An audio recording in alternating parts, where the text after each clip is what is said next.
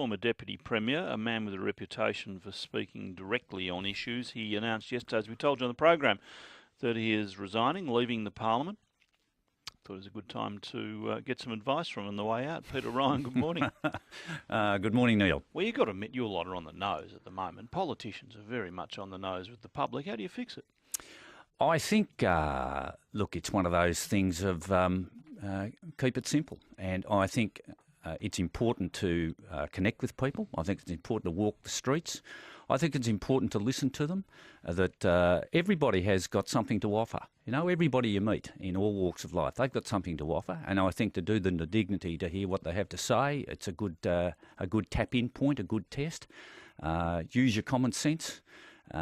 Spontaneously, you'll feel a point of view about an issue whenever it's raised. It's always a good guide. First instincts are best. And have good people around you. Have good people around you. But first and foremost, be out amongst your people. So why do politicians, so many of them, find it so difficult to communicate? I mean, they'll come in with a list of talking points, sit where you are, and just recite the talking points no matter what you ask. Well, why do you have to go through this spin and this nonsense? Why can't we just trust the people as having enough intelligence, take them into their confidence and talk to them directly? Well, I'll answer it by putting it to you this way. I haven't come here to give anybody advice as to how they should or should not do their job. So I'll talk to you about how I've always approached it. Sure. So the way I've always approached it is to deal with it in the way that I've just outlined here, and to make sure that consistently you are hearing the message from the people whom you are there to represent. On your speaking points thing, I don't have speaking points. I don't write speeches. I've never written speeches. People have written speeches for me. I've never read one of them, I don't think. And I think it's important, therefore, to be able to formulate your view, put your point of view without having to depend upon that sort of thing, because then people hear it as it actually is, that you're thinking of it in your own mind as you put it to them. I think that's very important. The issue around of maintaining a party line, as it were, that has its place in things, in that you can't have everything all over the place like a dog's breakfast. So it is important to have a consistency in the general message that you are seeking to give to people. And finally, I would say to you, I think one of the challenges in contemporary politics is that the capacity to sell the message may even have assumed more importance than the message itself. I think that's a significant issue. How long have you been in Parliament? 23 years, almost 23. Have you seen the standing of politicians degenerate in that time? I think across the board that's probably right. Yeah, I think that's probably right. And I think for a couple of reasons. I think the degree of scrutiny is very, very, very much higher. I think the competition within the media is much more intense. I think the mediums by which we are exposed to media are also, of course, much more intense. You go back when I started, there was no such thing as email or being able to tweet or all the variations on the theme. It just didn't exist. It was a pretty simple sort of a function. But now it's very, very complex. There's the need to, the very nature of the churn of media is such that the media is consistently looking for a new line as they write online during the course of the day, let alone when they produce the paper at the start and they do the news at night. Do you, you said before the election you'd stay around. What changed your mind? Three things, basically. The first thing was I expected to win. I said many times, we will win this election. Said it in many forums. Now, as I said to the media yesterday, I said the same thing in 2010 and I was right. I said the same thing in 2014, I was wrong. So we're 1-1. But I believed we would win this election, and I had a raft of propositions that I was going to implement in the course of what was to be a second term of government. Yep. All that went. Secondly, I think for the people of Gippsland South, I just think it's time. I've been there 23 years, a third of my life representing them. I think it's time and it's timely that I make the move. And thirdly, the issue of succession planning, I think, is very, very, very important. I don't think enough of it is done in general walks of life. We've done it as a party. We brought in two brilliant young women this time as members of our team in the Parliament. Steph Ryan, no relation, I emphasise, and Emma Keeley. We brought Danny O'Brien in last year to the upper house. All good young people who are important and important in the context of succession planning. I can understand your three reasons, but you're breaking a promise, aren't you? You're going to stay around. You're going to cost us a pile for a by-election. I said on the night, as I sit here now, was the term I was using. It's just been played back to me in another forum. That's my intention, and it was my intention. But I went home and thought about it long and hard. I look in context. I put into this also. The election was 29th of November. My wife Trish had some pretty substantial surgery on her right knee in the course of the next week, and I became the carer. Do you mind? She is alive and well, I'm happy to report.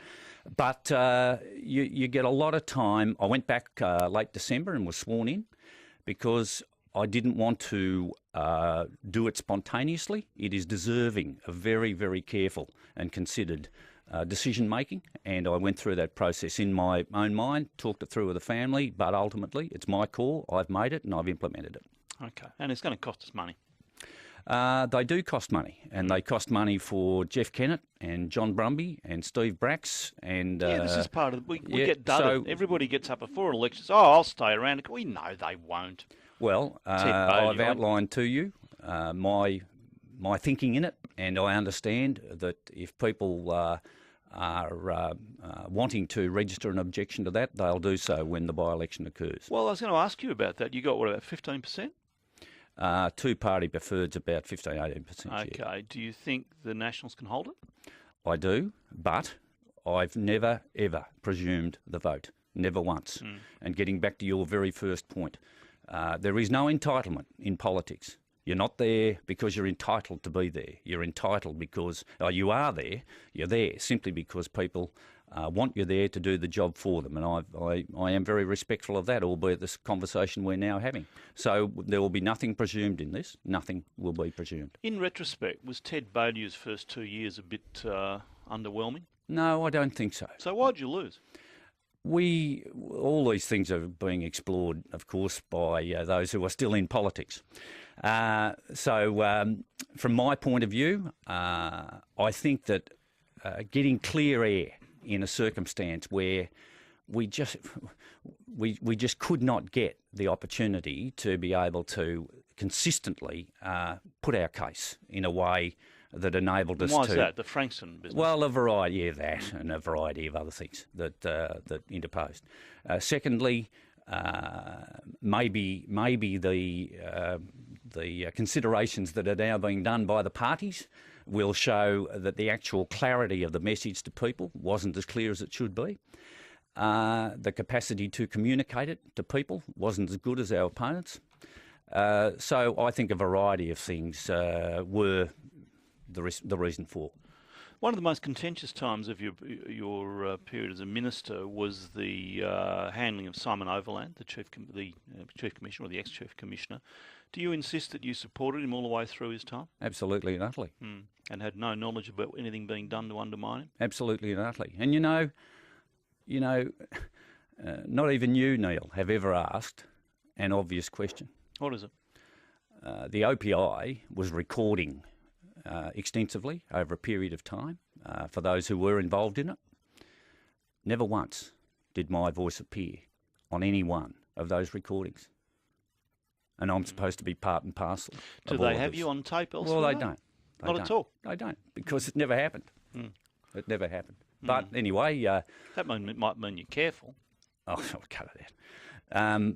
So read the report anyway. We've had this discussion before. It's all done years ago. Oh, yeah, but there was some grubby times then, weren't they? Well, none in which I was involved. Read the report. I've read the report. Good. I've read it very, very, very, very carefully. Do you feel that damaged you that time? No, I don't, because I think people... You think it damaged Victoria Police? You're a police minister. You loved being police minister. Oh, yes, I did. I sure did. And you suddenly weren't. I sure did. No, I stepped aside from it for purposes I'm happy to explore with you. But on your point, yes, I loved it, absolutely loved it. And if I might say, one of our great appointments was putting Ken into the role after Simon left it. But that's, again, another discussion. But it was a difficult time for Victoria Police, it was. But we were able to sort our way through it, and we have the great force that we have now. Good luck with the future. Your health's obviously been an issue which we haven't talked about. If you don't want to talk about it, fair enough. But are you well? I'm fit as the proverbial. And look, I had a bit of excitement a couple of years ago, but everybody listening to this goes through these things. All families do it. I'm a great believer. If you're on the ground, you're in the game. And no, I might have tweaked a hammy every now and then, but that's just the nature of things now. But you're not getting out for health reasons? No, No, I'm not. I certainly am not. I've got no idea what I'm going to do, but that's part of the adventure. You a bit sad to be going? Oh, I said yesterday, it's heartbreaking. Yeah, it is. Heartbreaking? Why heartbreaking? Well, there I go, see. That's look, all right. I think that I think it's an extraordinarily important role. I've always tried to do it to the ultimate, and I'll miss it. So why are you going? I've told you. Time's up. God, I'm demonstrating it, aren't I? Time's up.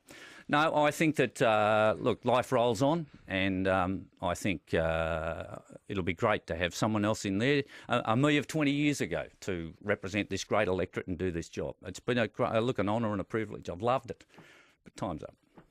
Well, get rid of the emotion. You can have a whack at me on the way out. Have you ever told a political lie?